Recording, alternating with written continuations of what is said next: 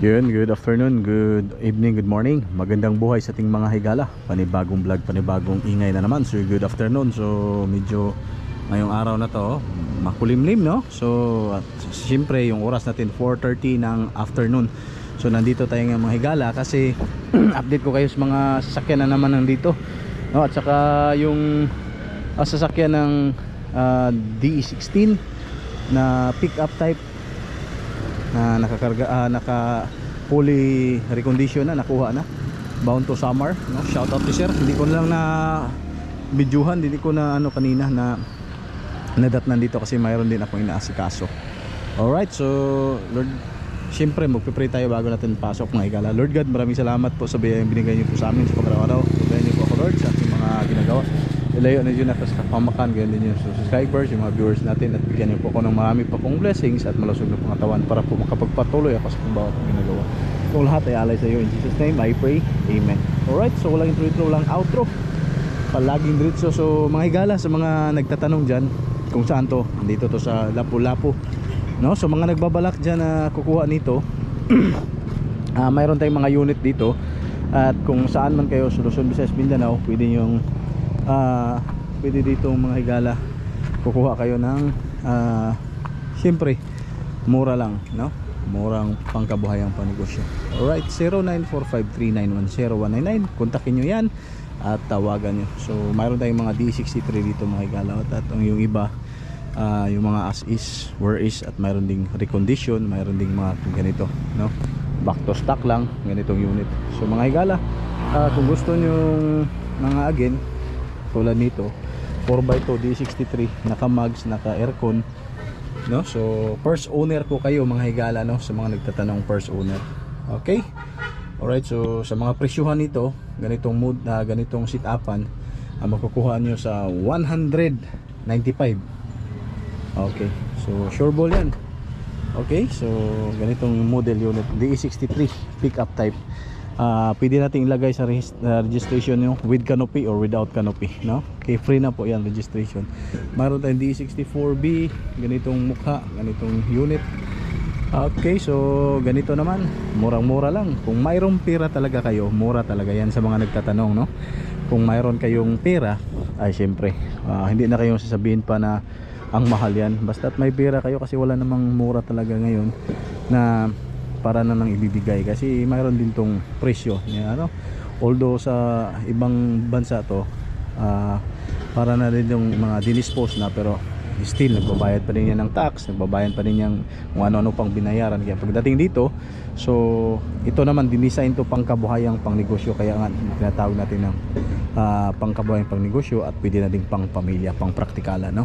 So ganito mga higala, 175 pwede na to sa inyo. 175 kung mayroong pera kayo. As is, where is. Ibig sabihin, as is, ganitong model, ganitong muka, pero kayo na yung magpapaganda, pero with registration na po yan. Diba? So yung mga presyo natin dito paiba-iba mga higala, kasi minsan nagsisale, minsan din hindi kasama sa sale. So ayun, mag-iba-iba yung presyohan. So kung mayroon kayo ditong nagustuhan at nakita nyo sa vlog ko, pwede nyong reservation dyan kung magkano agad yung nakita yung presyuhan, para kahit pa paano pag pwede nyong puntahan dito, pwede nyong yung price na yung binigay na banggit sa vlog, yan na po yung presyo na yan, no? So yung lahat na yan binanggit po mga higala, as is where is ngayon yung mga unit natin, no? Ito siyempre pag ganito talaga, yung iba kasi sabihin nilang pangit, so medyo pangit talaga yan, wala namang maganda kahit anong klaseng multi-cab ba yan, kasi lahat na yan is surplus, so galing sa ibang bansa, pagdating dito sa Pilipinas modified. At ayun, yung iba maganda na tingnan kasi fully modified na, pero pagsisimula talaga ganito talaga yan, yung mga one eye jack, ayun, no? Yung iba pa nga, yung walang mga bildo, yung mga glass, yun, no? Sinasikaso pa. So ayun mga higala, diba? So mga 63, 17, 16 mayroon sila dito. So mayroon tayo dito. Ito naman van nga ganito mga higala. Ito mga ganitong klaseng van, sa mga nagtataka dito, kung hanap niyo pang kabuhayan, pang negosyo, pang pamilyang practical, maganda to mga higala, kasi naka-turbo. At saka syempre, the same pa rin yung makina nito, F6A, Key 6A, at yung EFI na po to mga higala, no? At saka murang-mura lang. Yes, ganitong unit, ganitong mukha, as is where is, makukuha ninyo ta sa ganitong model mga higala. no, sa ganitong design. So, automatic or manual, makukuha nyo to for only just 165 with registration na po yan. Yes, ayan, di ba? So pwede nyo, kayo na yung magpapintura dyan. Kung gusto nyo makasave talaga, kukuha lang kayo, no? So pwede nyo dito kuha kayo ng ganito, kuha kayo ng as is. Tapos kung mayroon kayong mga kaibigan o higala na marunong magpintura, pwede yung patakbuhin to, dalhin nyo sa inyo, tapos doon na kayo magpapintura. Or pwede naman yung papinturahan dito, pwede natin papinturahan dito, bayaran nyo dito sa ano ng with paint, with pintura, kayo na lang po yung magpapaganda kung ano man. Or gusto nyo talagang ipapuli maganda na, so pwede pa din yan, no? 165. So ayun nan, again yung presyuhan natin is minsan magtataas, minsan pa iba-iba kasi depende. So as of now ngayon, binabargain yung mga presyo na yung binanggit ko. Pwede nyong puntahan, pwede nyong reservation, downan, tulad na sa mga ginagawa dyan sa mga nagtiwala. 0945391099.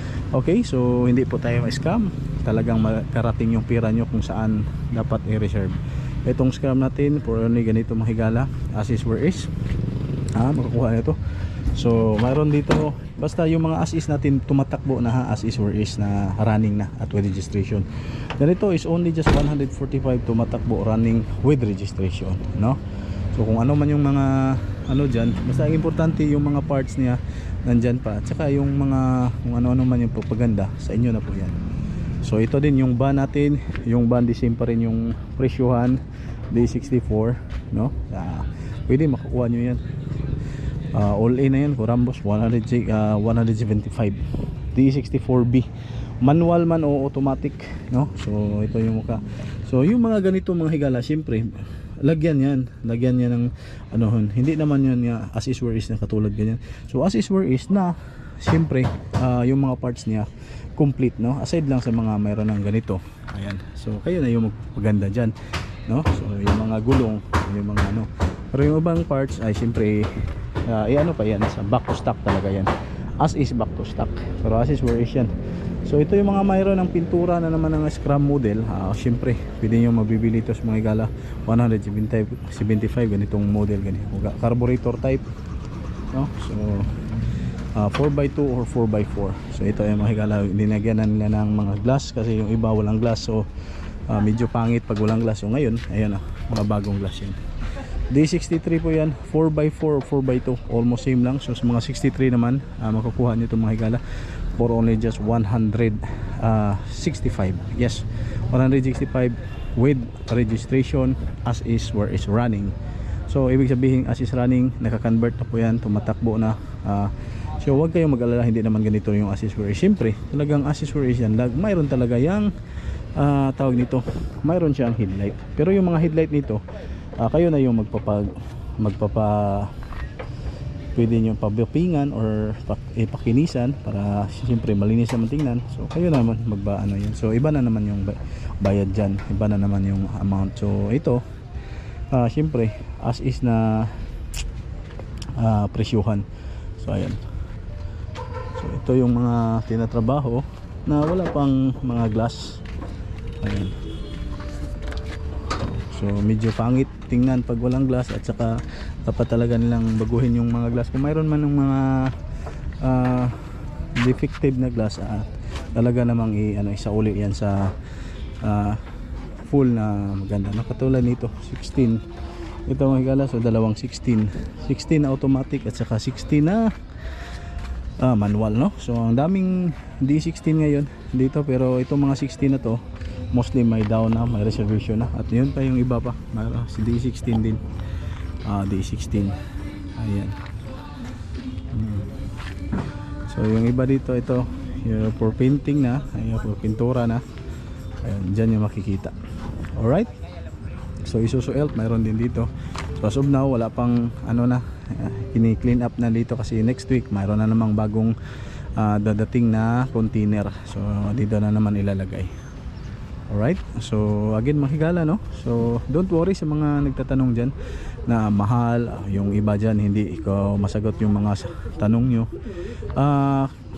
Mga higala, yung mga nagtatanong nyo, yung iba namang tanong kasi ano lang, parang basic lang naman yan, paulit-ulit po, balik-balik lang, no? Kung magkano, ano yung mga unit. So panoorin nyo na lang yung ibang video ko dyan, nandyan naman yan, no? So yung mga magtatanong tayo, yung mga 99.9% naman, yung mga syempre bibili tayo, ano, kasi dami na ng inaasikaso natin mga higala, no? Medyo mahirapan tayo tumang kalisod, diba?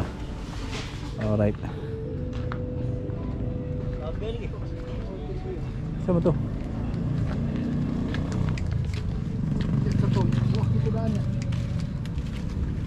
Ayan o, nilagyan ng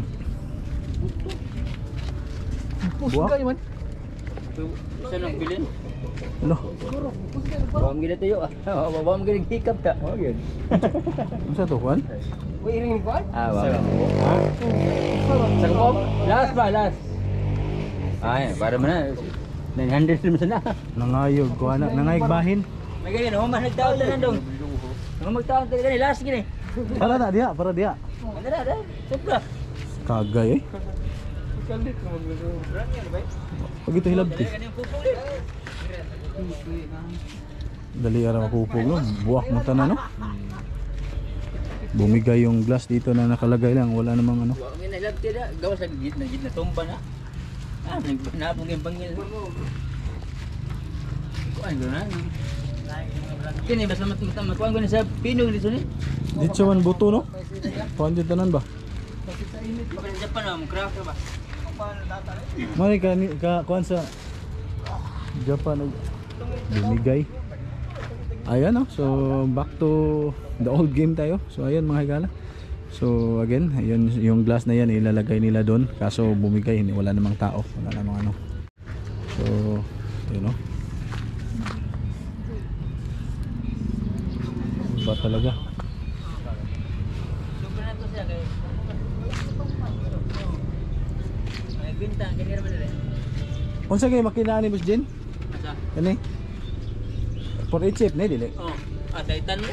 Mazda din eh. Mas na Titan na. Pero makina ni chip Oh. or G1. Mazda Titan nga dam.